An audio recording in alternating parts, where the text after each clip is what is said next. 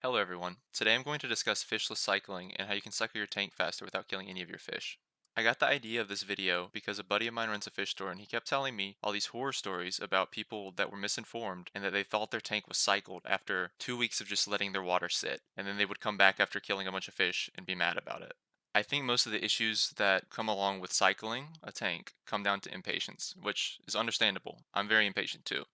Who wants to wait 2 months to get a cool fish in their tank? I know I don't. There are two main ways that people cycle their tanks normally, which are either fishless cycling or fish-in cycling. The purpose of this video is to discuss fishless cycling. There are four main factors that we should consider when we're picking a method to cycle our tank, which are the speed, cost, reliability, or the ethics behind each method. The fish-in cycling method is generally the most reliable and cost-effective method of tank cycling because you can buy some cheap feeder goldfish for 11 cents a pop and let them cycle your tank for you. It's pretty reliable. The problem is, it's very slow, and many people see it as morally wrong because you're basically torturing feeder goldfish for 2 months. Fishless cycling method is the method that I use to cycle my tank. It is the fastest method, but it can also be pretty unreliable and time consuming. You have to test your water very frequently, and you have to be willing to spend a lot of money on bottled bacteria for this method to work in a reliable fashion. Basically, if cost isn't a factor to you, then fishless cycling is the no-brainer choice to cycle your brand new tank. In the next section of this video, I'm going to go over the steps I used to cycle my 55-gallon tank in 2 weeks. The first step I took was to set up my tank and turn on the heater to 80 to 85 degrees. This is the optimal environment for nitrifying bacteria to thrive, which is important because you need your nitrifying bacteria to establish large colonies. The second thing that I did was to buy an API freshwater test kit off of Amazon. I use this to test the water twice a day throughout the fishless cycling process. This step is important because it allows you to see if the bottled bacteria that you bought is a dud or not. By figuring out if your bottled bacteria is a dud by testing, it allows you to get new bottled bacteria in a timely manner so that your tank cycling can resume.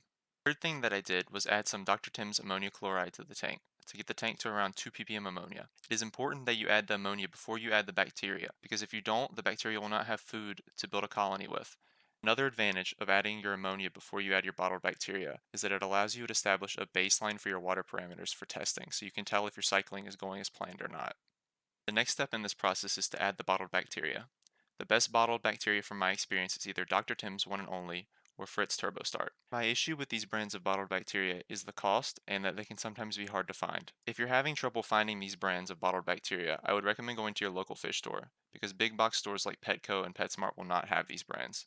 This is where the cycling process begins to get expensive if you want it to go fast. If you don't start seeing any results within 2 to 3 days with one of these two brands specifically, I would suggest going to another store and buying another bottle to try again. I went through four products when I was cycling my tank. I bought a bottle of Dr. Tim's Ammonia Chloride, Dr. Tim's One and Only.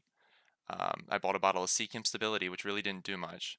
I bought four 1 ounce bottles of Tetra Safe Start from different PetSmarts.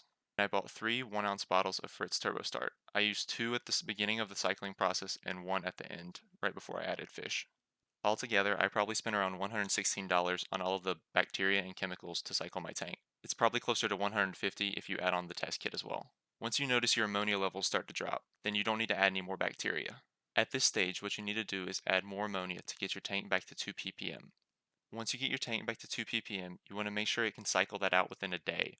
Once your tank can cycle out 2 ppm ammonia in a day, then your tank should be ready for fish, provided that your nitrite levels are also at zero. At this point, I would recommend doing multiple 60 to 80% water changes to remove the nitrate that was produced in the cycling process. If this video helped you, please like and subscribe for more content.